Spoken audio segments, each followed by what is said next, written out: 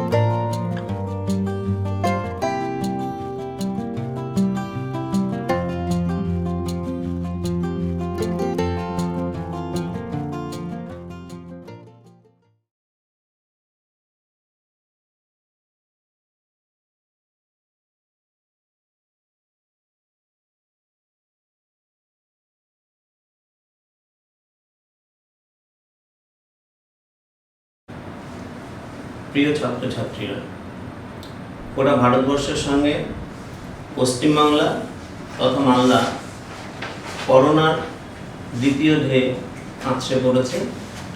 সেই জন্য আবারও একবার স্কুল বন্ধ আছে।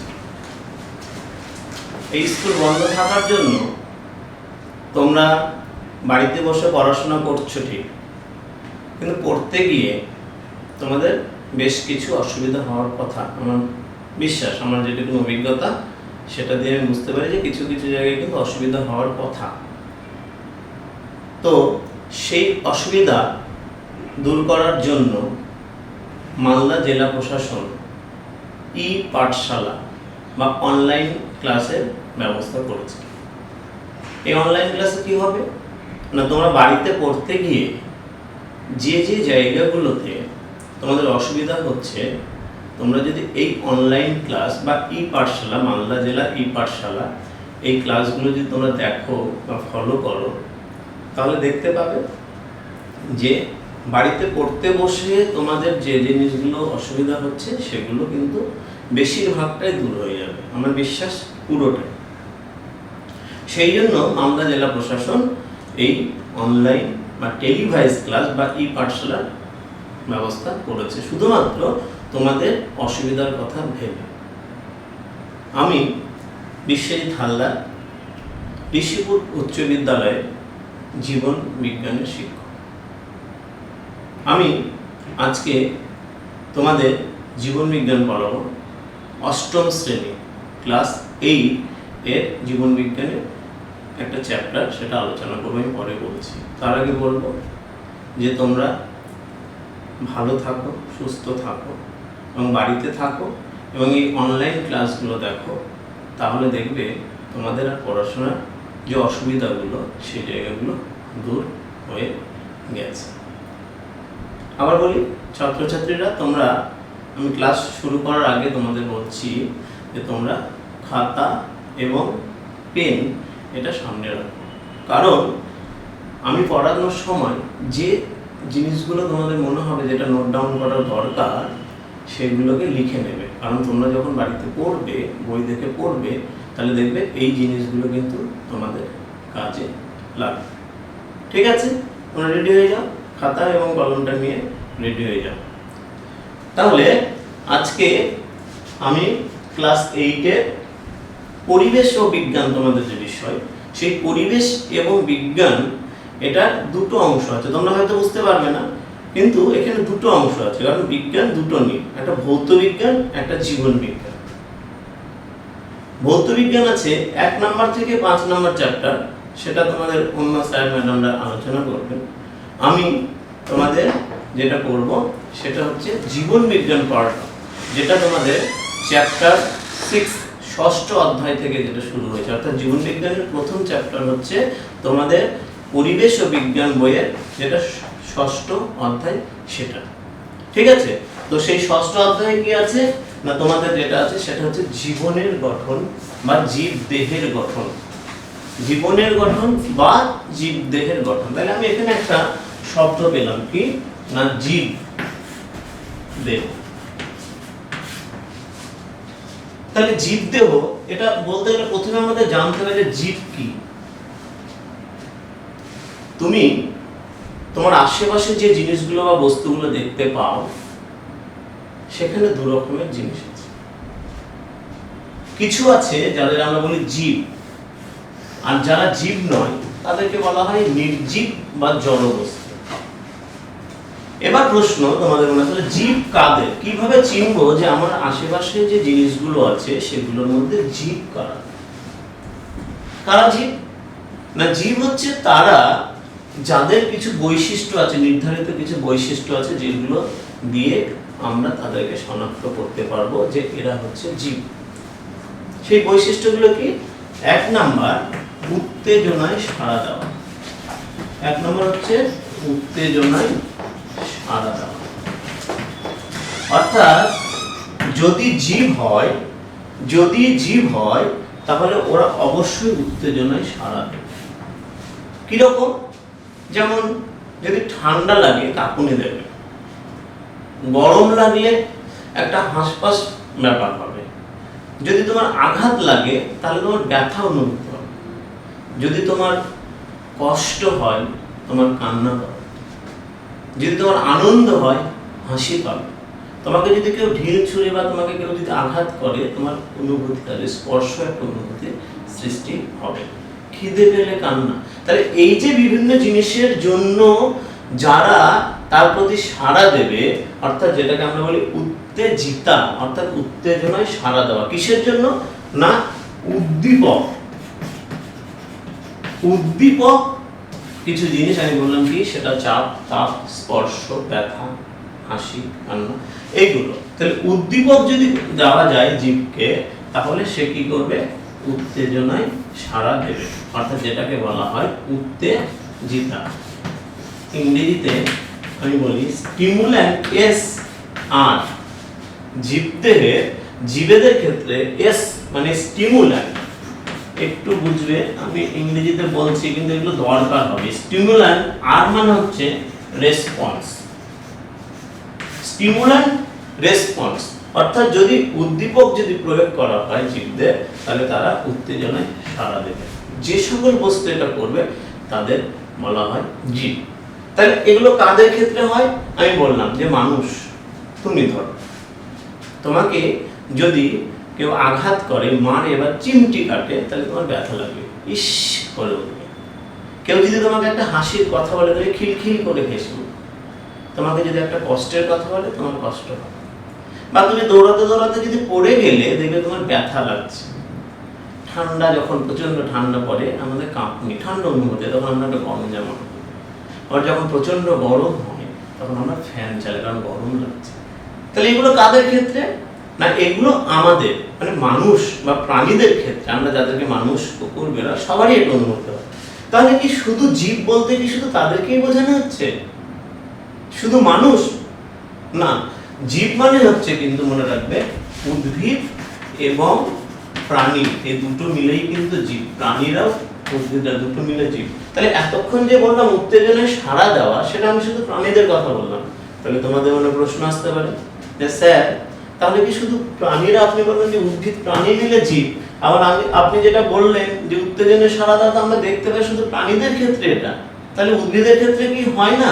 হয়, আমরা সেটা বুঝতে পারি না। স্যার জগদীশচন্দ্র বসু তিনি কিন্তু এটা প্রমাণ করেছিলেন যে উদ্ভিদের এর যদি উদ্দীপক দেওয়া যায় তাহলে তারও একটা প্রতিক্রিয়া বা রেসপন্স বা একটা সাড়া দেয়, উত্তেজনায় সাড়া দেয়। এটা জগদীশচন্দ্র বসু কিন্তু তিনি প্রমাণ করে দিয়েছিলেন। এছাড়া তাহলে শুধু এটাই একমাত্র জীবের বৈশিষ্ট্য নয়, আরো আছে। আর কি আছে না, আর আছে হচ্ছে ওদের কি হবে না, বংশ বিস্তার হবে। বংশ বিস্তারটা কি না, একটা জীব থেকে একাধিক জীবের সৃষ্টি হবে।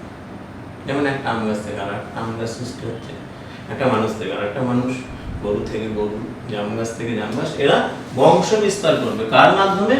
না জনন প্রক্রিয়া। একটা বিশেষ পদ্ধতি, এগুলো নেক্সট ক্লাসে ক্লাস 9 এ উঠে তোমরা পড়বে যে জননের মাধ্যমে বংশ বিস্তার। আর কি আছে? জীব যদি হয় তাদের বৃদ্ধি হবে, গ্রোথ, বড় হবে। যে জিনিসটা বড় হচ্ছে সেটা জীব, তাদের বৃদ্ধি হয়। যেমন একটা গাছ ছোট থেকে ছোট লাগালে সেটা আস্তে আস্তে বড় হবে।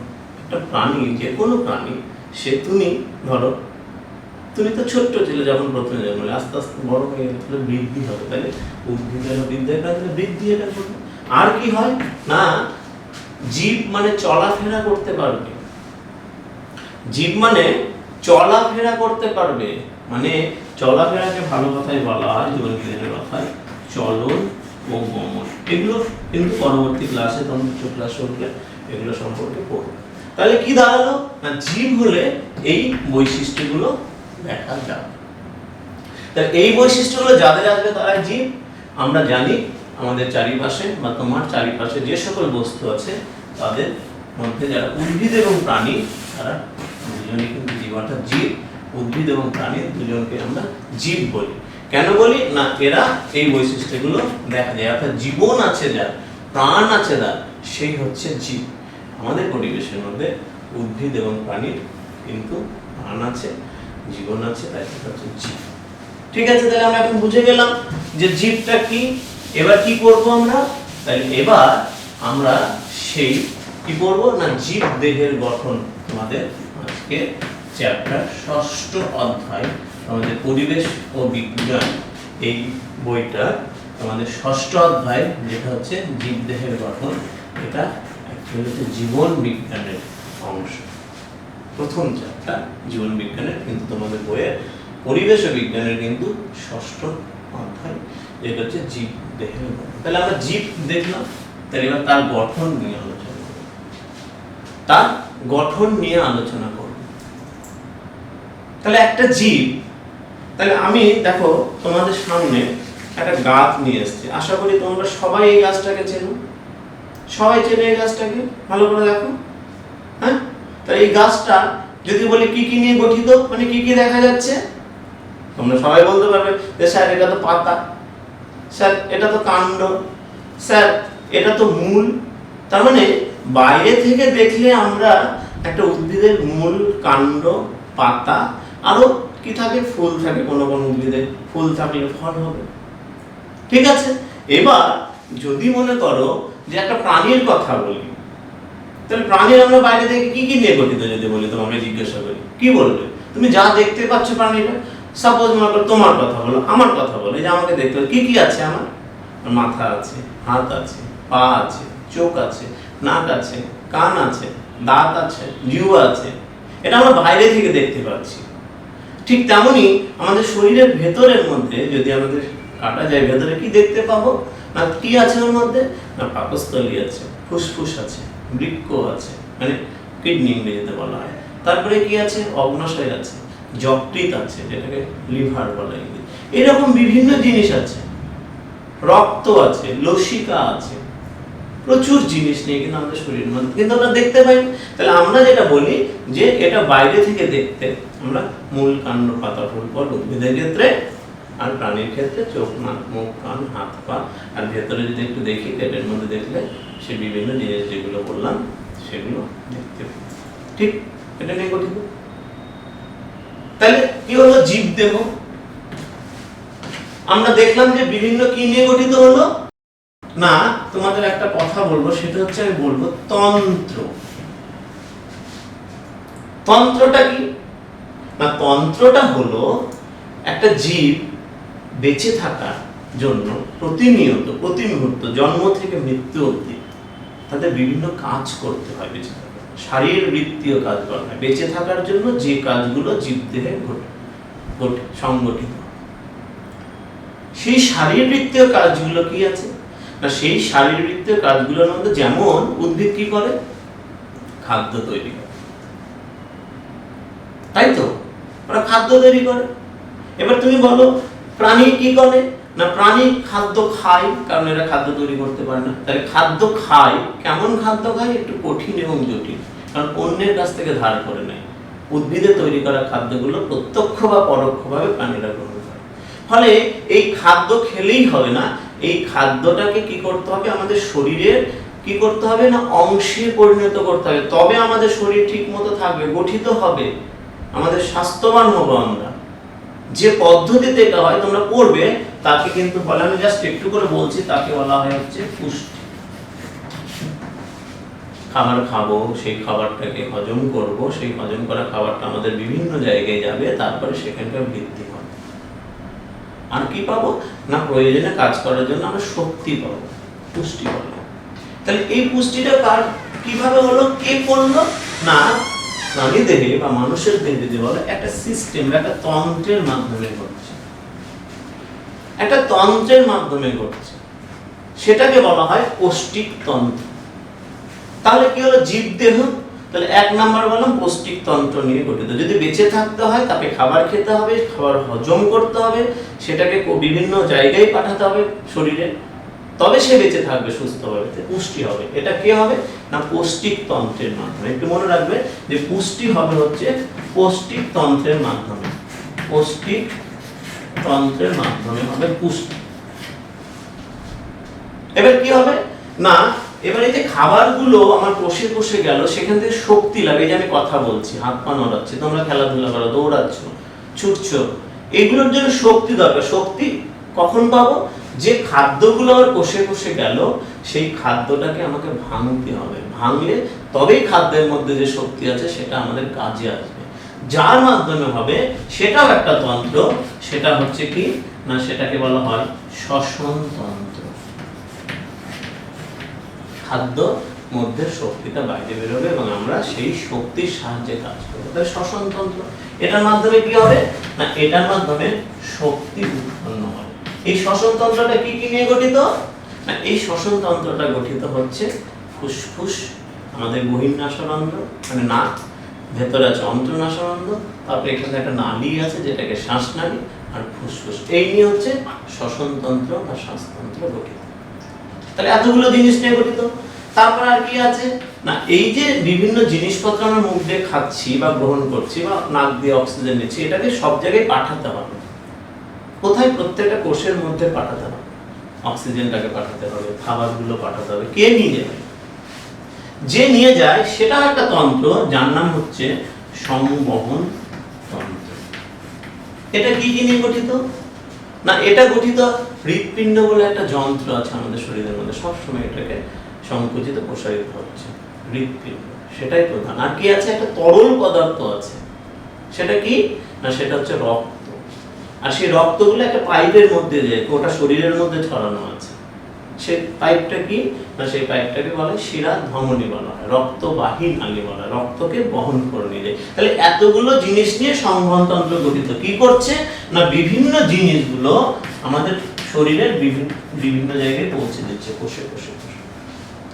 এইরকম আরো অনেকগুলো তন্ত্র আছে। আমি কি বললাম? পৌষ্টিক তন্ত্র, শ্বসন তন্ত্র, সংবহন তন্ত্র, রেচন তন্ত্র, জনন তন্ত্র, স্নায়ুতন্ত্র, কঙ্কাল তন্ত্র, পেশিতন্ত্র। এইরকম তন্ত্রগুলো আমাদের গোটা জীবদেহটা গঠিত এইরকম 6টা বা 7টা তন্ত্র নিয়ে গঠিত।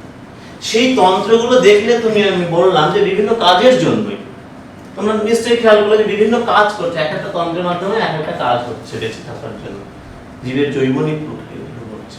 এবার সেই তন্ত্রগুলো কি নিয়ে গঠিত হলো আমি আলোচনা করলাম। প্রত্যেকটা যেটা নিয়ে সেটা যন্ত্র বা তুমি তাকে বলতে পারো অঙ্গ বলতে পারো। যেমন পৌষ্টিক তন্ত্রের ক্ষেত্রে বললাম মুখ, জিহ্বা, দাঁত, গ্রাসনালী, পাকস্থলী, যকৃৎ, অগ্নাশয়, ক্ষুদ্রান্ত, বৃহদন্ত্র। এর ক্ষেত্রে বললাম ফুসফুস আছে, বহির্নাসরন্ধ্র, অন্তর্নাসরন্ধ্র, শ্বাসনালী, এগুলো। এইরকম বিভিন্ন তন্ত্র হচ্ছে যন্ত্র নিয়ে বা অঙ্গ নিয়ে গঠিত। এবার এই যে প্রত্যেকটা যন্ত্র বা অঙ্গ, এগুলো আবার কি নিয়ে গঠিত না, এইগুলো আবার গঠিত হয় কলা বলে একটা জিনিস আছে, যেটাকে ইংরেজিতে টিস্যু বলে। নামটা শুনে রেখো, পরবর্তীকালে যারা জীবন বিজ্ঞান নিয়ে পড়বে বা 9, 10 তো পড়তেই হবে, তখন কিন্তু এগুলো খুব কাজে আসবে দেখবে, তখন অনেক সহজ মনে হবে। কলা, এই কলাগুলো আবার কি হয় না, কলা বলতে কি কি আছে? যন্ত্র, যন্ত্রের সঙ্গে কলা। যেমন প্রাণীদের কি কি কলা আছে? বরণী কলা আছে, তারপরে রক্ত কোষ গোটাকে রক্ত কলা বলা হচ্ছে, পেশি কলা আছে, স্নায়ু কলা আছে, এরকম বিভিন্ন কলা আছে। আর কি আছে না, এই কলাগুলো তৈরি হচ্ছে যেটা সেটা হচ্ছে কোষ বা সেল। এটা হচ্ছে এই জীবদেহের গঠনের সব থেকে ক্ষুদ্রতম ছোট অংশ। অর্থাৎ জীব যা কাজ করে সেটা এই কোষ করে। কোষের মধ্যে বিভিন্ন জিনিসপত্র আছে তারা করে, কিন্তু কোষ করে। এটা জীবদেহের, তাই জন্য বলা হচ্ছে কার্যগত একক। যেহেতু একে আর ভাঙা যায় না, সব থেকে ক্ষুদ্রতম, সেই জন্য একক। একককে আমরা বলি, একক মানে হচ্ছে সব থেকে ক্ষুদ্রতম অংশ, সব থেকে ছোট যে অংশটা সেটা হচ্ছে। তাহলে এই যে জীবদেহে আমরা পরপরে গেলাম, দেখলাম এর থেকে ছোট জিনিস আর জীবদেহে নেই, এটা নিয়েই গঠিত। অর্থাৎ তুমি গাছের পাতা যেমনই দেখতে হোক না কেন, এইরকম আছে গাছের পাতা দেখতে, আসলে এর মধ্যে কি আছে, এর মধ্যে কোষ আছে।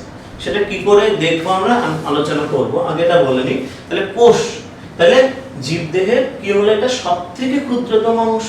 সেটা কি করে না, জীবদেহ যা কাজ করছে, জীবের যে বিভিন্ন কাজ আমরা দেখতে পেলাম, শক্তি উৎপন্ন করা, বিভিন্ন জিনিস এক জায়গা থেকে অন্য জায়গায় দেওয়া, খাদ্য আমাদের পুষ্টি করতে সাহায্য করা, এই যে বিভিন্ন কাজগুলো, সেটাও কিন্তু অ্যাকচুয়ালি কোষের মধ্যেই হয়।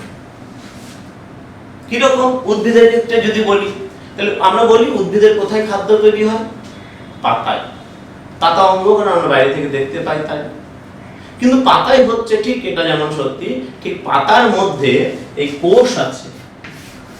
পাতা অসংখ্য কোষ নিয়ে গঠিত। শেষ এই কোষের মধ্যে একটা অঙ্গাণু আছে, কোষের অঙ্গাণু। পরে তোমরা যখন কোষের গঠন পড়াবো তখন আমি বলবো সম্পূর্ণ ডিটেইলসে। সেই অঙ্গাণু প্লাস্টিড বলে একটা অঙ্গাণু আছে, ক্লোরোপ্লাস্টিড। এখন শুধু জানো প্লাস্টিড জেনে রাখো, প্লাস্টিড। এই প্লাস্টিড বলে একটা অঙ্গাণু আছে, যার মধ্যে এই খাদ্য তৈরির প্রক্রিয়া, যার নাম সালোক সংশ্লেষ, সেটা ঘটছে। আমরা বলছি পাতাকে রান্নাঘর বলা হচ্ছে উদ্ভিদের, মানে পাতাতে খাদ্য তৈরি হচ্ছে।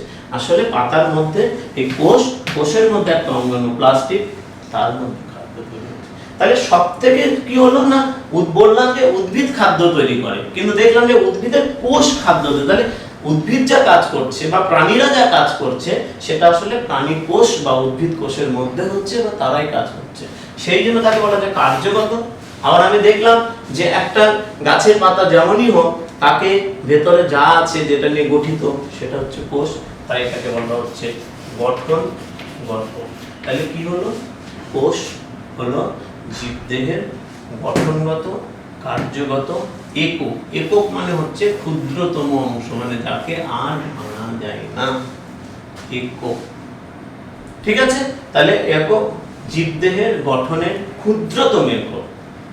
জীবদেহ গঠনের ক্ষুদ্রতম একক, যেটা গঠন হচ্ছে গঠনগত এবং কার্যগত একক, সেটাই হচ্ছে আমরা বলছি হচ্ছে কোষ। ইংরেজিতে বলা হয় সেল, ইংরেজিতে বলা হয় হচ্ছে সেল, কোষ। এই কোষের গঠন আছে তোমাদের, সেটা আলোচনা করব। কিন্তু তার আগে আমরা যেটা যাব, যে এই সেল বা কোষ প্রথমে যিনি দেখেছিলেন সেটা হচ্ছে বিজ্ঞানী রবার্ট হুক।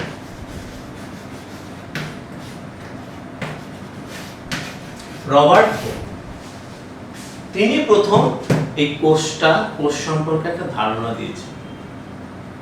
এই কোষ কথাটা এসছে, কোষের ইংরেজি শব্দ আমি বললাম যে সেল, CELL। এই কথাটা এসছে একটা ল্যাটিন শব্দ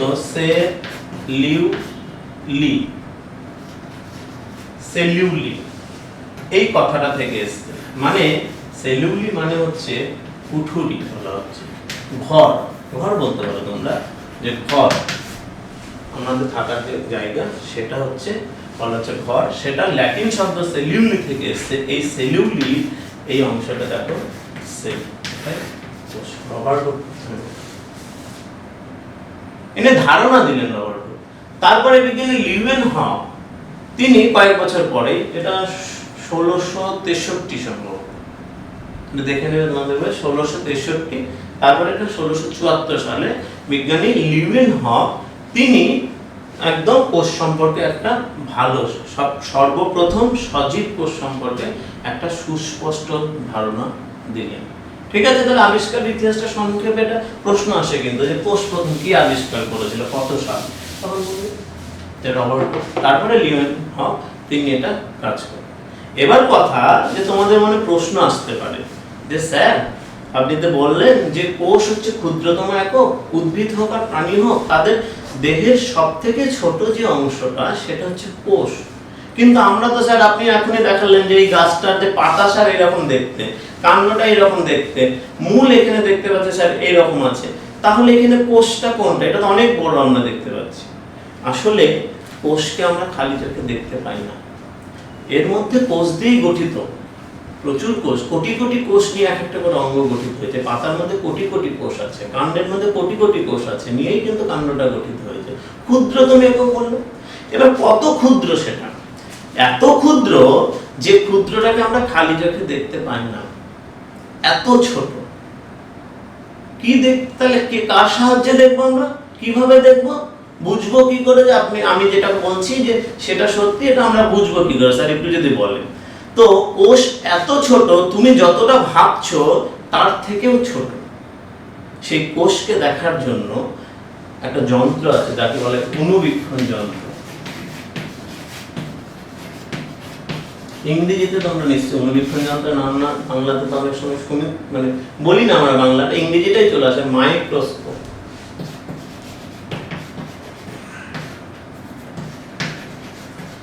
মাইক্রোস্কোপ, দেখো শব্দটা দেখো, মাইক্রো, আমরা মাইক্রো কথাটা শুনেছি, অণুবীক্ষণ, অণু এই কথাটাও শুনেছি, না হলে তোমরা ভৌতবিজ্ঞানে এই পার্টের প্রথম দিকে যে আছে ভৌতবিজ্ঞান পার্টটা সেখানে আলোচনা হবে, বা ক্লাস 7 এ হয়তো শুনে থাকবে। অণু পদার্থের, প্রথমে বলেছিল যে পদার্থের সব থেকে ক্ষুদ্রতম যে অংশ সেটা হচ্ছে অণু, ইংরেজি মাইক্রো মানে ছোট।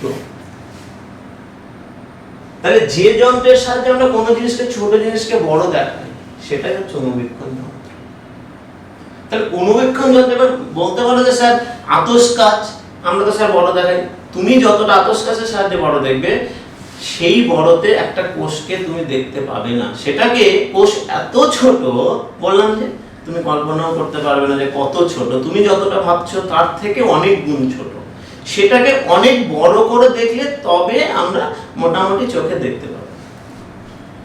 হ্যাঁ, তবে কি খালি চোখে দেখা যায় না? আছে, খালি চোখে দেখা যায়। উট পাখির ডিম সব থেকে আয়তনে বড় কোষ, প্রশ্ন আসে যে খালি চোখে দেখা যায় এমন একটি প্রাণী কোষ, উট পাখির ডিম। এটা সব থেকে বড়, সব থেকে বড় হচ্ছে স্নায়ু কোষ, সেটা দীর্ঘতম। এগুলো ছোট ছোট ছোট ছোট কিন্তু প্রশ্ন আসবে। তো আমরা যেখানে ছিলাম যে কোষ তাহলে দেখবো যে যন্ত্রের সাহায্যে, সেটার নাম হচ্ছে অণুবীক্ষণ যন্ত্র। সেই অণুবীক্ষণ যন্ত্রটা কিরকম, করকমের হয়, 3 রকমের হয়। একটা হচ্ছে বলা হচ্ছে সরল অণুবীক্ষণ, সরল, যেটা দিয়ে যে অণুবীক্ষণ যন্ত্রের সাহায্যে কোনো একটা জিনিসকে আমরা 10 থেকে 15 গুণ বড় দেব, মানে যা আছে সেটাকে 15 গুণ বড় করে দেখতে পাই। তাহলে 15 গুণ বড় করে একটা জিনিস যখন আমরা দেখবো, আমরা কিন্তু সাধারণত খালি চোখে সেটাকে দেখতে পাবো না, সেটা বড় করে দেখব। তাহলে এমন জিনিস যেটাকে একটু বড় করে, কত গুণ, 15 থেকে 10 থেকে 15 গুণ বড় করে দেখা, এটা সরল অণুবীক্ষণ যন্ত্রের সাহায্যে। একটা আছে যৌগিক, যৌগিক অণুবীক্ষণ যন্ত্র, কম্পাউন্ড মাইক্রোস্কোপ। এটার সাহায্যে কত বড় দেখতে পাবো না, এটার সাহায্যে একটা জিনিসকে 2000 থেকে 4000 গুণ বড় দেখতে পাবো। 2000 থেকে 4000 গুণ। তাহলে ভাবো যে কত ছোট হয় কোষ, যে একটা কোষ এত ছোট যাকে 4000 গুণ বড় করে দেখলে আমরা মোটামুটি ভাবে চোখের সামনে হ্যাঁ একটা জিনিস দেখতে পাচ্ছি। এটা হচ্ছে যৌগিক অণুবীক্ষণ যন্ত্র, তার সাহায্যে। আর একটা আছে ইলেকট্রন অণুবীক্ষণ যন্ত্র, ইলেকট্রন। এটা ক্ষমতা, এটা প্রায় 50,000 থেকে 3 লক্ষ গুণ বড় করে দেখা যায়। এটাতে মাত্র 10 থেকে 15 গুণ সরল, যৌগিকে 2000 থেকে 4000 গুণ বড় করে দেখানো যায় কোনো জিনিসকে, আর ইলেকট্রন মাইক্রোস্কোপে 50,000 থেকে 3 লক্ষ গুণ বড় করে দেখা যায়।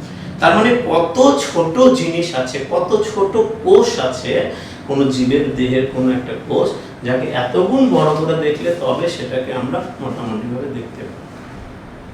তোমাকে একটা সাধারণ উদাহরণ দিয়ে তোমাকে ভাবায়, তোমরা একটু ভাববে যে কি, যে কত ছোট হয় কোষ। তোমরা লিখতে লিখতে কি দাও, ইংরেজিতে লিখতে গেলে ফুল স্টপ। তাহলে ফুল স্টপটা কত বড় হয়, তুমি যতটুকু না দেবে সেরকম। এটাকে তুমি যদি 400 ভাগ করো, এই একটা ছোট্ট ফুল স্টপ, বা যেটাকে আমরা বলছি মানে ইংরেজিতে বলা হয় ফুল স্টপ, দাড়ি বলি, দাড়ি না, এই একটা পেনের বা তোমার পেন্সিলের খাতার উপর একটা দাগ দিলে যতটুকু হবে সেটাকে 400 ভাগ করলে, 400টা টুকরো করলে যেটুকু হবে সেটা হচ্ছে একটা কোষের মাপার একক, যেটাকে আমরা বলি মাইক্রন।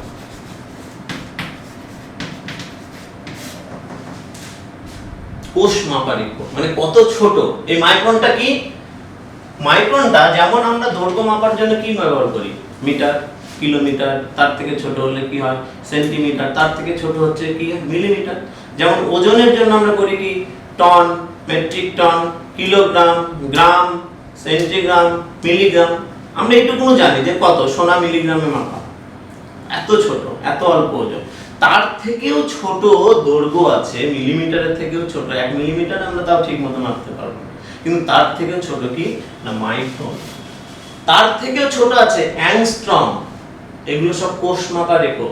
মাইক্রনটা কি, মাইক্রনটা হচ্ছে 1 মিটার। খেয়াল করো, যা ভাবো যে 1 মিটার দৈর্ঘ্য যতখানি হয়, সেই 1 মিটার দৈর্ঘ্য তাকে যদি 1 লক্ষ ভাগ করা যায়, 1 মিটার দৈর্ঘ্য যতখানি হবে সেই 1 মিটার দৈর্ঘ্যকে 1 লক্ষ যদি টুকরো করা যায়, 1 লক্ষ টুকরো, ভাবো, জাস্ট শুধু কল্পনা করো, বাড়িতে একটু যখন বসে থাকবে এটা নিয়ে চিন্তা করবে যে কতটা হতে পারে। 1 লক্ষ টুকরো করতে হবে 1 মিটারকে, যে হবে যতটুকু হবে সেটা হচ্ছে 1 মাইক্রন। তাহলে কোষ মাপার একক হচ্ছে মাইক্রন, তার থেকে ছোট আছে অ্যাংস্ট্রম। এগুলো মনে রাখতে হবে, বেশি চিন্তা করবে না, তাহলে মাথা খারাপ হয়ে যাবে। তোমরা শুধু ভাবো জাস্ট যে কত ছোট হতে পারে কোষটা, এটা ধারণা দেওয়ার জন্য আমি এগুলো বলছি, তোমাদের কিন্তু মাথা খারাপ করার জন্য নয়। বেশি চিন্তা করবে না, অত বোঝার দরকার নেই, শুধু চিন্তা করো যে কত ছোট হতে পারে। মাইক্রনটা আমি বললাম 1 মিটারকে 1 লক্ষ ভাগ করলে 1 ভাগ যেটুকু হবে সেটা হচ্ছে 1 মাইক্রন। আর এই 1 মাইক্রনটা কি বললাম একটু আগে, বলছিলাম যে কতখানি হতে পারে, যে একটা তুমি তোমার পেন বা পেন্সিলের একটা খাতার উপরে যদি দাগ দাও, যে ফুল স্টপের মতো একটা বিন্দু পাওয়া যাবে, তাকে 400 ভাগ করলে 1 ভাগ হবে হচ্ছে 1 মাইক্রন। এটা কোষ মাপার একক। এইরকম ভাবে কোষ মাপা হয়, এটা এত ক্ষুদ্র। সুতরাং আমরা যেটা পাতা বা কাণ্ড বা উদ্ভিদের মূল দেখতে পাই, সেটার ভেতরে আছে কোষ, কোটি কোটি কোষ নিয়ে গঠিত। আমি তোমাদের প্রথমেই বলেছিলাম যে জীব দেহ, তারপর হচ্ছে তন্ত্র, অনেকগুলো তন্ত্র থাকে, সেই তন্ত্রগুলো অঙ্গ নিয়ে গঠিত হয়, অঙ্গগুলো কলা নিয়ে গঠিত হয়, কলাগুলো কোষ নিয়ে গঠিত হয়। আমাদের কিন্তু এই জীবদের গঠন যেটা, সেটা তো বিভিন্ন কথা বললাম, উঁচু ক্লাস উঠলে পড়বে, কিন্তু এখানে মূলত যেটা আলোচনা সেটা কিন্তু কোষ নিয়ে হবে, কোষের গঠন নিয়ে কিন্তু হবে। এবার তোমাদের শুধু দেখাবো যে এই যে মাইক্রোস্কোপগুলোর কথা বললাম, সেই মাইক্রোস্কোপটা কিরকম হয়। আমি একটা নিয়ে এসেছি ছোট, এটা মাইক্রোস্কোপ। এখানে এটা হচ্ছে লেন্স, এই লেন্সের সাহায্যে, এর মধ্যে লেন্স আছে, এটা এখানে প্ল্যাটফর্ম আছে, এটাকে স্লাইড বলে, দেখতে পাবে কিনা, পাতলা একটা কাঁচ। এখানে কোষ দেখার জন্য যেটা করতে হয় সেটা আমাদের লাগে এরকম একটা বক্স, যেটাকে বলা হয় ডিসেকশন বক্স। ডিসেকশন বক্স, এর মধ্যে অনেক জিনিসপত্র থাকে, আমাদের এই মুহূর্তে জানার দরকার নেই, অনেক জিনিস থাকে, কাঁচি থাকে, ছুরি থাকে, খুঁট থাকে, আর এরকম চিমটা বলে, এটাকে হর্সের, তোমরা যেটা বাংলায় বলো, চিমটা থাকে, এইগুলো জিনিস থাকে। আর যেটা থাকে এর মধ্যে দেখো, এটা কাঁচের বাটি, এবার এটা কি কাজে লাগে? এটার মধ্যে জল রাখা হয়। জল রেখে কি করা হয় না, এই যে আমরা কোষ যখন দেখতে চাইবো, এই যন্ত্রটাতে যখন কোষ আমরা দেখতে চাইবো, এটা আমার কাছে ছোট মাইক্রোস্কোপ, যেটা যৌগিক মাইক্রোস্কোপ আছে, আমি পরের ক্লাসে দেখানোর চেষ্টা করব যদি সম্ভব হয়, ঠিক আছে? তাহলে এটা আমি একটা স্যাম্পল নিয়ে এসেছি, এটা হচ্ছে একটা মাইক্রোস্কোপ, এখানেও দেখা যাবে, কিন্তু এটা ছোট আকৃতিতে, কিন্তু ক্ষমতায় কিন্তু খুব একটা ছোট নয়। তো এগুলোকে তো দেখতে পাবো না কোষের মধ্যে থেকে, এর সাহায্যে যদি কোষকে দেখতে হয়, তাহলে তুমি যদি কাণ্ডের কোষ দেখতে চাও বা পাতার কোষ দেখতে চাও, বা এখানে দেখো মূল আছে, মূলের কোষ যদি দেখতে চাও, তাহলে তোমাকে সেই মূল বা কাণ্ড যেটাই হোক না কেন নিয়ে তোমাকে কাজ করতে হবে। এরকম একটা ব্লেড নিতে হবে বা খুর, সেটা দিয়ে তুমি যদি মনে করো যে মূলের কোষ দেখবে, তাহলে একটা মূলকে কেটে নাও। এই যে আমি একটা মূল, আমি এটাকে কেটে নিচ্ছি, এই যে মূল কেটে নিই। এবার এই মূলটাকে কি করতে হবে বললাম, ক্ষুদ্রতম একক, মানে এই মূলটাকে সব থেকে ছোট টুকরো করতে হবে। কত ছোট টুকরো করতে হবে, কত পাতলা করে কাটতে হবে সেটা কাটা, এটাকে বলে ডিসেকশন করা, প্রস্থচ্ছেদ বলছি। না করলে তুমি কোষ দেখতে পাবে না। প্রস্থচ্ছেদ করার হচ্ছে নিয়ম, এটাকে ছোট ছোট করে কাটতে হবে, ছোট ছোট করে। অনেক সময় নখ আঙুল কেটে যাওয়ার সম্ভাবনা থাকে। ছোট পাতলা পাতলা, যত পাতলা করবে একদম পাতলা পাতলা করে, এইটা যেটা নিতে হবে তার মধ্যে জল নিয়ে তার মধ্যে রাখতে হবে, কারণ জলের মধ্যে না রাখলে কোষগুলো মরে যাবে। আমি এই জন্য ডিসেকশন বক্সটার গুরুত্বটা বোঝানোর জন্য নিয়ে এসেছি। এটা লাগবেই কোষ দেখতে গেলে, যে কোনো উদ্ভিদের হোক বা প্রাণীর হোক, উদ্ভিদের কোনো অঙ্গের হোক, প্রাণীর কোনো অঙ্গের হোক, কোষ দেখতে গেলে তোমাকে ওয়াচ গ্লাস লাগবে। তার মধ্যে জলের মধ্যে যে অঙ্গের, তুমি মূলের হলে মূলের, তুমি যদি মনে করো কাণ্ডের দেবে, তাহলে কাণ্ডটাকেও সুন্দর করে কেটে নিয়ে এরকম ডিসেকশন করতে হবে, ডিসেকশন করে রাখতে হবে, ছেদ করতে হবে, প্রস্থচ্ছেদ করে সেই পাতলা, সব থেকে পাতলা, একদমই পাতলা করে নিয়ে সেটাকে কি করতে হবে না, এইরকম এটাকে বলা হয় স্লাইড, স্লাইডের উপর রাখতে হবে। এখানে দেখো অলরেডি এটা তৈরি করে রেখেছি আমি, এখানে দেখতে পাবে না, একটু ভালো করে চেষ্টা করে বোঝাতে, এখানে রাখা আছে এত পাতলা করে, যেটা তুমি দেখতে পাবে না ঠিক মতো, যদি ঠিক মতো রং না করো দেখতে পাবে না যে ওখানে একটা কিছু রাখা আছে। এইবার এই স্লাইডটাকে আমি অনুবীক্ষণ যন্ত্রের ডায়াফ্রাম বা যেটাকে মঞ্চ বলে সেখানে রাখবো,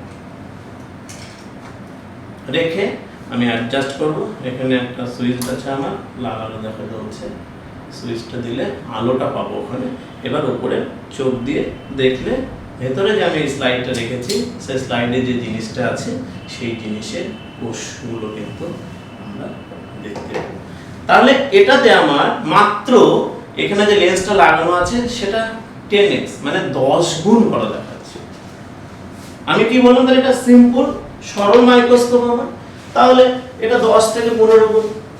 খুব ছোট কোষগুলোকে দেখতে পাবো না, যেগুলো খুবই ছোট সেগুলোকে 2000 থেকে 4000 গুণ, যেগুলো ওটা কম্পাউন্ড মাইক্রোস্কোপ, ওখানে দুটো লেন্স থাকে, এরকম একটা উপরে থাকে একটা নিচে থাকে। আমি দেখাবো, চেষ্টা করব তোমাদের পরের ক্লাসে সেটা দেখানোর, সেটা আরো বড় করে আরো ছোট কোষগুলোকে দেখানো যাবে। আমি এটা শুধু বোঝানোর জন্য তোমাদেরকে যে মাইক্রোস্কোপের সাহায্যে কত ছোট জিনিসকে বড় করে দেখা যায়, এর থেকে একটা ধারণা তোমরা পাবে যে আসলে কোষটা কত ছোট।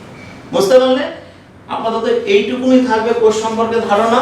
তোমরা নিজেরা একটু ভাববে যে, আবারও বললাম, একটা ফুটকি দিলে খাতার উপরে পেন্সিল দিয়ে বা কলম দিয়ে, সেটাকে 400 ভাগ করলে 1 ভাগ হচ্ছে 1 মাইক্রন। কোষ এরকম 1 মাইক্রন হতে পারে, 2 মাইক্রন, 10 মাইক্রন, 15 মাইক্রন, বিভিন্ন রকম আকৃতি কিন্তু হতে পারে। সেটা যত ছোট হবে তাকে বেশি বড় করতে হলে তত বেশি আমাদের অনুবীক্ষণ যন্ত্রের পাওয়ারটা তত বেশি লাগে। যেমন তোমরা দেখেছো যে তোমরা যখন কোনো টেস্ট করতে দাও প্যাথোলজিক্যাল সেন্টারে, বিভিন্ন জায়গায় যে টেস্ট করতে দাও, সেখানে বিভিন্ন জিনিস টেস্ট করতে গেলে সেখানে কিন্তু ইলেকট্রন মাইক্রোস্কোপ ব্যবহার করে, মানে সেখানে কয়েক লক্ষ গুণ, 3 লক্ষ গুণ অব্দি বড় করা যাবে না, এত ছোট ছোট আমাদের কোষ আছে। বরং বলা যায় যে ভাইরাস বা জীবাণু যারা বা কিছু কিছু ব্যাকটেরিয়া এত ছোট, খালি চোখে তো দেখাই যায় না, ওদেরকে সরল মাইক্রোস্কোপেও দেখা যাবে না, যৌগিক মাইক্রোস্কোপেও দেখা যাবে না, ওদের কয়েক লক্ষ গুণ বড় করলে তবে আমরা একটু দেখতে পাবো, সামান্য বড় দেখতে পাবো। সেটা এই ইলেকট্রন মাইক্রোস্কোপে আমাদের চারিদিকে এরকম প্রচুর জীব, তারা ছড়িয়ে আছে, যারা আমাদের রোগ সৃষ্টি করে, যাদেরকে আমরা জীবাণু বলি, যেমন ভাইরাস, যেমন করোনা ভাইরাসের কথা বলছি। যদিও করোনা ভাইরাসকে কিন্তু বলছে নোবেল ভাইরাস বলা হচ্ছে, নোবেল করোনা বলা হয়, মানে এটা নাকি ভাইরাসের মধ্যে একটু বড়। বড় মানে এই নয় যে তুমি খালি চোখে দেখতে পারো, বড় মানে অন্য ভাইরাস যত ছোট হয় তার থেকে হয়তো একটু বড়, মানে এই নয় যে তোমার চোখের সামনে ওই লক্ষ গুণ বড় করলে তবে ছোট থেকে একটু দেখতে পাবে। ক্লিয়ার হলো আইডিয়াটা? মানে ধারণাটা পরিষ্কার হলো কিনা যে কোষ কত ছোট হতে পারে, সেটাই আমি ধারণা দেওয়ার জন্য এতগুলো কথা কিন্তু বললাম, এছাড়া অন্য কোনো উদ্দেশ্য কিন্তু নেই। এবার তাহলে কোষের আকার বা আকৃতি দেখলাম কত ছোট হতে পারে। এবার বলবো যে কোষ দেখতে কেমন হতে পারে। কোষের আকৃতি বিভিন্ন রকম। কোষের আকৃতি, শেপ বলা হয়, আকার, এটা নির্ভর করে ওর কাজ এবং ওর কোন অঙ্গে আছে, কোথায় আছে, অবস্থানের উপর। যেমন ধরো আমি একটা ছবি আঁকলাম, এটা কিন্তু একটা কোষ। আমি এই ছবি আঁকলাম, মনে করো এটা একটা কোষ। কোষের আকৃতি বিভিন্ন রকমের হয়, গোলাকার হতে পারে, ডিম্বাকার হতে পারে, ষড়ভুজাকার হতে পারে, চতুর্ভুজাকার হতে পারে, তারকাকার হতে পারে, কমাকার মানে কমার মতো দেখতে একটা কোষ হতে পারে, কমা, ব্যাঙাচির মতো হতে পারে, ব্যাঙাচির মতো এরকম, লম্ব বৃত্তাকার হতে পারে, দণ্ডাকার, বোঝা গেল, শঙ্কুর মতো হতে পারে, কোণ। এই আকৃতিটা নির্ভর করে কি কাজ করছে, ওই কোষটার কাজ কি এবং কোথায় অবস্থান তার। যেমন আমাদের শরীরের মধ্যে রক্তে এক ধরনের কোষ থাকে, তাকে বলা হয় শ্বেত রক্ত কণিকা। কি কাজ করে এরা? মেইনলি আমাদের শরীরকে রোগ জীবাণুর হাত থেকে প্রতিরোধ করে, রক্ষা করে, মানে এরা ফোর্সের কাজ করে। আমাদের সেনাবাহিনী যেমন আছে, বাইরের শত্রুর হাত থেকে দেশকে রক্ষা করে, এর সৈনিক সেল বলা হয়, গার্ডস সেল। কি করে? বাইরে যে রোগ জীবাণু, সেই জীবাণুগুলো শরীরে প্রবেশ করতে আসলে এরা বাধা দেয়। কিভাবে বাধা দেয়? না, এরা ওই রোগ জীবাণুগুলো বা যার ফলে শরীরের ক্ষতি হতো তাদেরকে খেয়ে নেয়। খেয়ে নেওয়ার সময় আগ্রাসী ভাব একটা, সেরকম না, ওই শ্বেত রক্তকণিকা তখন একটা এইরকম অবস্থা সৃষ্টি করে, মানে এখানে এসে ঢুকে যাবে, খেয়ে নেবে, মুখটা বন্ধ করবে। ফ্যাগোসাইটোসিস এবং পিনোসাইটোসিস পদ্ধতিতে, একটু টার্মগুলো মনে রাখবে, পরে কাজে লাগবে। এই শ্বেত রক্তকণিকা জীবাণুকে ধ্বংস করে দেয় বা নষ্ট করে দেয়। এটা একটা। আমাদের চোখের মধ্যে রড কোষ এবং কোন কোষ বলে দু রকমের কোষ আছে, রড কোষ আর কোন কোষ, এই দু ধরনের কোষ আছে। কি কাজ করে?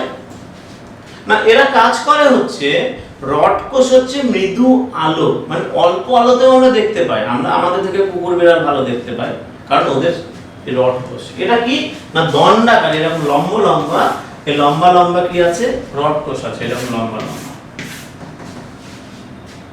চোখের মধ্যে রেটিনা বলে একটা জায়গা আছে সেখানে। আর কি না, কোন আকৃতির, এইরকম কোনাকার, শঙ্কুবাকার বলছে, শঙ্কুর মধ্যে। শঙ্কু জানো তোমরা, ক্লাস 5 এ পড়েছো নিশ্চয়ই অঙ্কতে, শঙ্কু কেমন দেখতে হয়, কেমন চোঙ দেখতে হয়, গোলক দেখতে কেমন হয়। শঙ্কুর উদাহরণ কি বলতো? শঙ্কু সব থেকে ভালো উদাহরণ, বাড়িতে যে মোচা, কলার গাছ থেকে যে মোচা পাওয়া যায়, সেই মোচার তরকারি আমরা সবাই খাই। মোচার যে মাথাটা থাকে, এই মাথাটা এখানে কেটে নিলে যে অংশটা হলো সেটা হলো হচ্ছে শঙ্কু। তোমাদের পেন, কলমের মাথার দিকটা, মানে শঙ্কু মানে আস্তে আস্তে কি হবে না, গোলাকার একটা জিনিস কিন্তু বৃত্তাকার একটা জিনিস, কিন্তু আস্তে আস্তে কি হবে, সেটা সরু হতে থাকে। বোতলের যে মুখের সামনের দিকে অনেকটা, গোটাটা হয়নি, অনেকটা। তোমাদের কলমের যে পিন পয়েন্ট, সামনের দিকের অংশটা সরু। সব থেকে ভালো উদাহরণ বললাম যে বাড়িতে মোচা যখন কাটবে, মাথার দিকটা কাটলে যেটা হবে সেটা সরু। তাহলে এই শঙ্কু আকৃতির কি শঙ্কুবাকার বলছে ভালো ভাষায়। কোন কোষ? কোন কোষটা কি করে? আমরা যে কোনো বস্তুর রং দেখতে পাই, যে লাল না, নীল না, হলুদ না, কি, এই যে রং দেখতে পাই, এই রং দেখার জন্য এই কোন কোষটা আমাদের চোখের মধ্যে আছে, শঙ্কুবাকার। বুঝতে পারলে? তাহলে কোষগুলো কোথায় আছে তার উপর নির্ভর করে হচ্ছে কোষের আকৃতি হবে, কি কাজ করছে তার জন্য। আমি এখানে একটা এঁকেছিলাম, এটা একটা কোষ, আমি এটাকে একটা প্রাণী খালি চোখে দেখা যায় না, অ্যামিবা বলা হয়, এক কোষী অ্যামিবা। এর আকৃতি এইরকম, অনিয়ন্ত্রিত, নির্দিষ্ট কোনো আকৃতিতে থাকে না, চেঞ্জ হয়, প্রতিটা মুহূর্তে চেঞ্জ হয়। কি রকম চেঞ্জ হয় না, এদের দেহে এইরকম থাকে তো, কখনো চেঞ্জ করে আকৃতিটা এইরকম হয়ে গেল, কখনো চেঞ্জ করে এইদিকে বেরিয়ে গিয়ে এইরকম হয়ে গেল। মানে এইগুলোকে বলা হয় একটা কথা ক্ষণপদ বা সিউডোপিয়া বলা হয়। একটু উঁচু ক্লাসে 9 বা 10 উঠে জানতে, এর সাহায্যে চলাফেরা করে, পায়ের মতো অংশ মনে হচ্ছে পা, আসলে নয়, তাই ক্ষণপদ। এখন এখানে আছে, এটা আবার চেঞ্জ হয়ে পরবর্তীকালে অন্যদিকে। তাহলে এটা আকৃতির উপর, কাজের উপর ভিত্তি করে আকৃতিটা হচ্ছে বিভিন্ন সময়। সেই জন্য বলা হচ্ছে যে কোষের নির্দিষ্ট কোনো আকার নেই, সাধারণত গোলাকার বা ডিম্বাকার বা ষড়ভুজাকার বা তারকাকার বা কমাকার, কমার মতো বললাম, তারপরে বললাম ব্যাঙাচির মধ্যে এরকম এইরকম আকৃতি হয়। কিন্তু আসলে যে আকৃতি সেটা নির্ভর করে হচ্ছে ওর কি না কি কাজ করবে এবং কোথায় অবস্থান। এটা গেল। এবার কি না যেটা বলবো সেটা হচ্ছে জীবদেহে কোষ থাকে, কতগুলো থাকে। যারা পৃথিবীতে প্রথম দিকে যে জীবগুলো এসেছিল, প্রথমে যে জীবের সৃষ্টি হয়েছিল, প্রাচীন জীব, আদি জীব, সেই জীবগুলো তো তারা হচ্ছে ওদের দেহে একটা মাত্র কোষ থাকে, এক কোষ, মানে একটাই কোষ, মানে ওটা জীব। যেমন আমি একটু আগে বললাম যে amoeba, paramecium, entamoeba histolytica, plasmodium ভাইবাস, বিভিন্ন রোগ সৃষ্টি করে এগুলো জীবাণু। প্রোটোজোয়া বলা হচ্ছে, প্রাণীদের ক্ষেত্রে বলা হয় প্রোটোজোয়া। প্রোটো মানে হচ্ছে প্রাচীন, জোয়া কথাটা জু, প্রাণী থেকে এসেছে। অর্থাৎ যে সকল প্রাণীরা পৃথিবীতে প্রথম সৃষ্টি হয়েছে তারা আদি, অনুন্নত, সরল প্রকৃতির, তাদের দেহ একটাই কোষ নিয়ে গঠিত, মানে কোষ মানেই হচ্ছে সেই জীবটা, প্রোটোজোয়া হচ্ছে। আমি অ্যামিবার ছবি, এটা অ্যামিবা দেখতে এরকম, এগুলো থাকে বিভিন্ন জিনিসপত্রগুলো থাকে, অঙ্গাণু থাকে, ওদের বেঁচে থাকার জন্য প্রোটোজোয়া। তোমরা ক্লাস 9 এ উঠলে পড়বে প্রথম চ্যাপ্টারে যে মনেরা, জীবজগৎকে ভাগ করা হয়েছিল অনেকগুলো রাজ্যে, কিংডমে, তার মধ্যে মনেরা একটা আছে। এই মনেরা কথাটা এসেছে মনো থেকে। মনো মানে হচ্ছে এক, মনো মানে হচ্ছে এক, অর্থাৎ এক কোষী। যারা এক কোষী জীব, উদ্ভিদ বা প্রাণী, তাদের সবাইকে এই রাজ্যের মধ্যে রাখা হচ্ছে। মানে তারা পৃথিবীতে আসা সবার প্রথম উদ্ভিদ এবং প্রাণী। যেমন আমি প্রোটোজোয়া বললাম, প্রোটোজোয়া বা অ্যামিবা, অ্যান্টামিবা, প্লাজমোডিয়াম, এরা। উদ্ভিদের মধ্যে কারা এসেছে? ছত্রাক, ব্যাঙের ছাতা দেখেছো তোমরা, ওরা এক ধরনের ছত্রাক। কিন্তু সব ছত্রাক আবার এককোষী নয়, কিন্তু কিছু কিছু ছত্রাক আছে যারা এককোষী, আবার কিছু ছত্রাক আছে তারা হচ্ছে একের বেশি কোষ নিয়ে। এইরকম এই মনেরা এই রাজ্যের যারা জীব, তাদের দেহ একটা মাত্র কোষ নিয়ে, মানে তারা এককোষী হয় সাধারণত। আর কি আর একটা আছে একের বেশি যখন কোষ থাকবে, মানে অনেকগুলো কোষ, তাদেরকে বলা হয় বহু।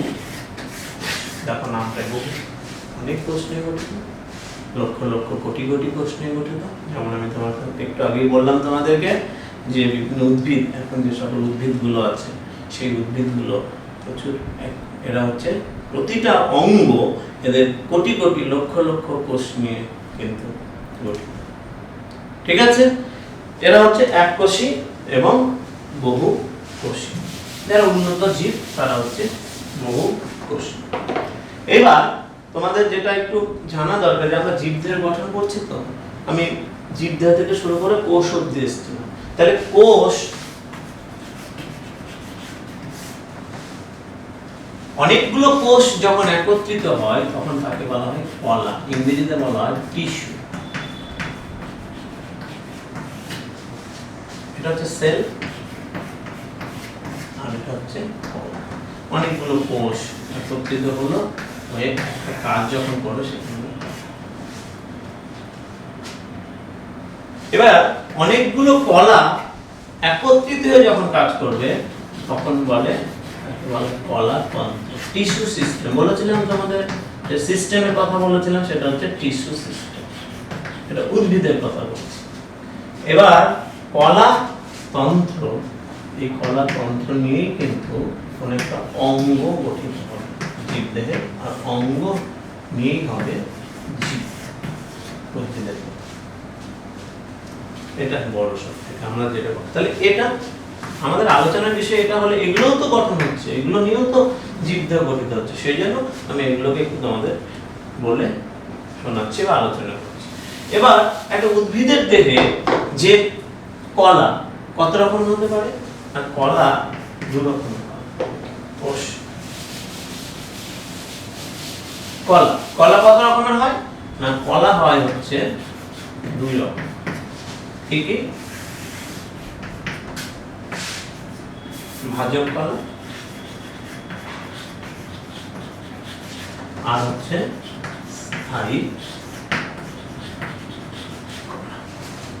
ভাজক কলা, স্থায়ী কলা। নামটা ভাজক, যে ভাগ হয়, বিভাজিত হয়, অর্থাৎ যে কলাগুলো বিভাজিত একটা থেকে দুটো,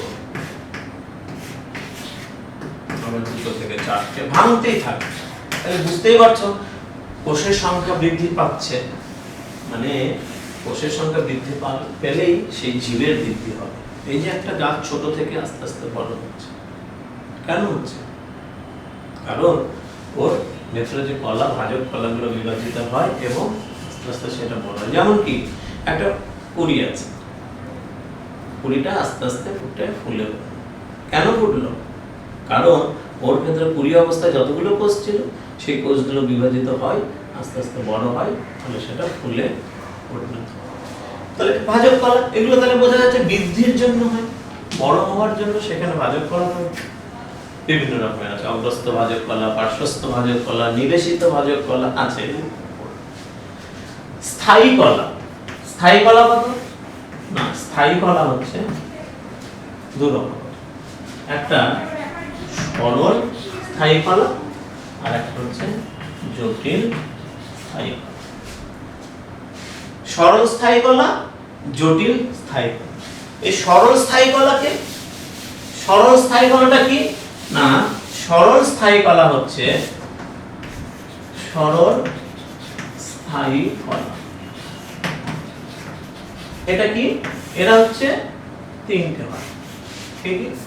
একটা হচ্ছে প্যারেনকাইমা,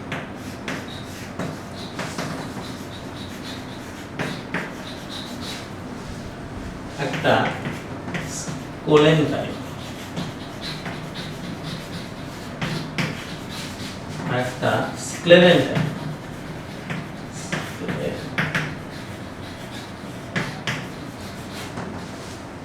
সর্বস্থায়ী কলা, প্যারেনকাইমা, কোলেনকাইমা, স্ক্লেরেনকাইমা, তিন রকম। এই যে স্থায়ী কলা মানে এরা কিন্তু বিভাজিত হবে। এদের কাজ কি?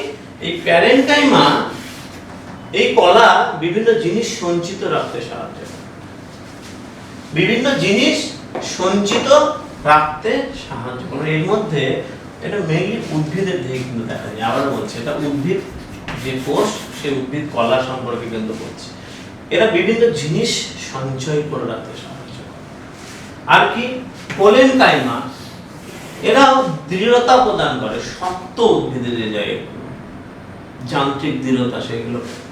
স্ক্লেরেনকাইমা কিন্তু যান্ত্রিক দৃঢ়তা প্রদান করে। তাহলে এই দুটোর মধ্যে কিছুটা পার্থক্য আছে।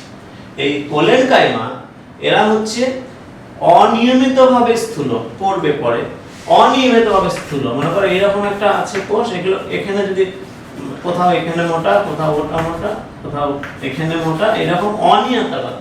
আর স্ক্লেরেনকাইমা হচ্ছে সব জায়গায় একই রকম ভাবে স্থূল হবে, অর্থাৎ কোষ প্রাচীরগুলো, কোষের সবগুলো একই জায়গায়। এটাই যান্ত্রিক দৃঢ়তা প্রদান করে। আর এখানে বিভিন্ন জিনিস সঞ্চয়, আমি একটু পরে বলবো তোমাদের যেগুলো কোথায় পাওয়া যাবে, কিভাবে দেখা যাবে। আর রইল কি না, রইল এরপরে যে জটিল স্থায়ী স্থায়ী কলা। কি না জটিল স্থায়ী কলা।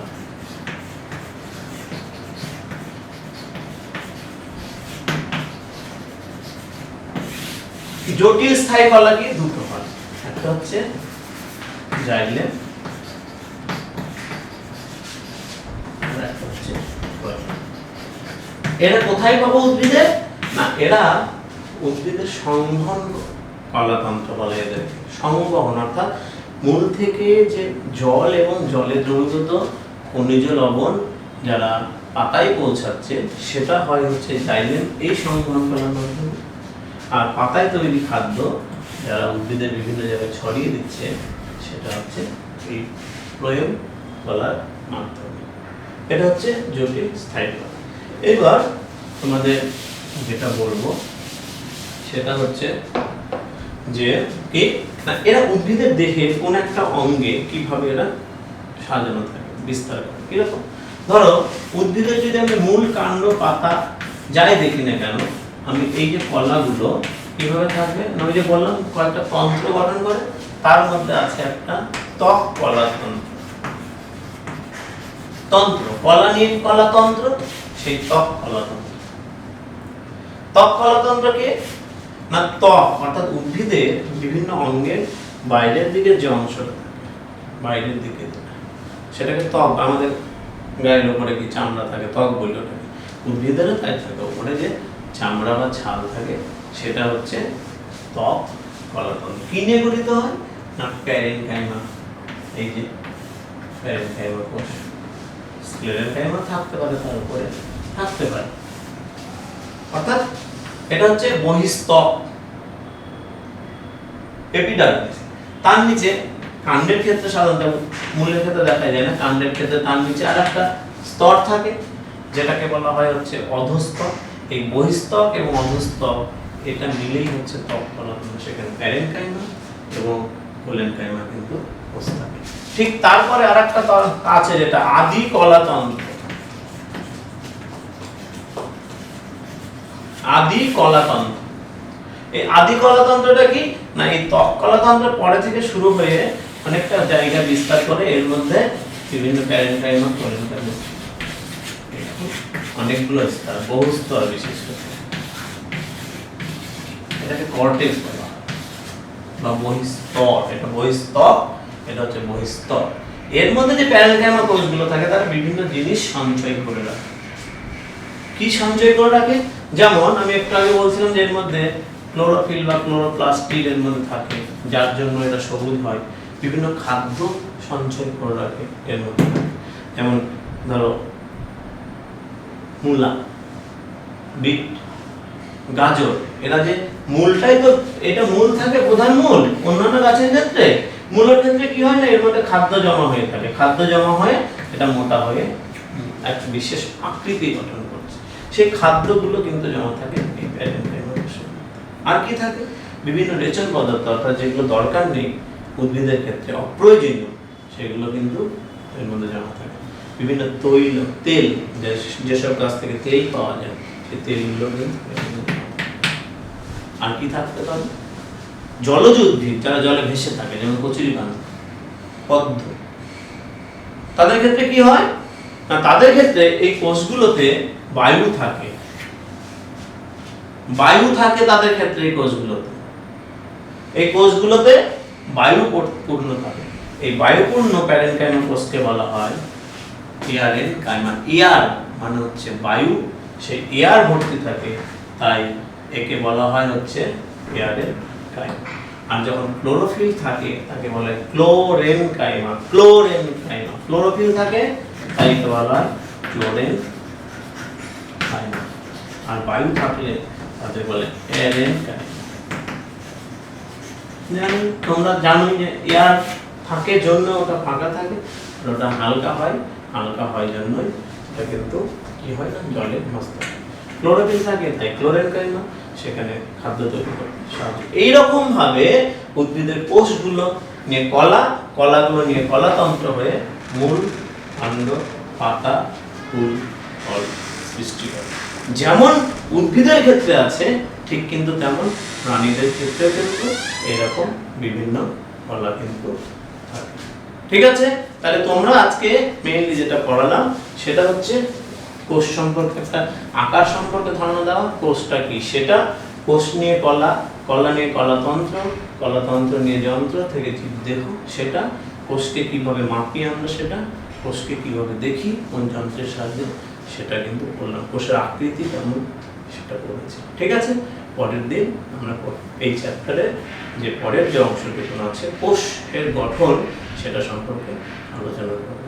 তোমরা ভালো থাকবে, সুস্থ থাকবে, সাবধানে থাকবে আর পড়াশোনাটা করবে। ঠিক আছে, প্রয়োজনে যদি পড়তে গিয়ে কোথাও বুঝতে অসুবিধা হয় আমার সঙ্গে যোগাযোগ করবে। আমার ফোন নাম্বারটা আমি দিলাম 9735199551। তোমরা আমাকে এই নাম্বারে যদি কোথাও অসুবিধা থাকে ফোন করে বা হোয়াটসঅ্যাপ করে আমাকে বলতে পারো, আমি কিন্তু তোমাদেরকে চেষ্টা করব সেই জায়গাগুলো, যে জায়গাগুলো অসুবিধা সেগুলো দূর করবো।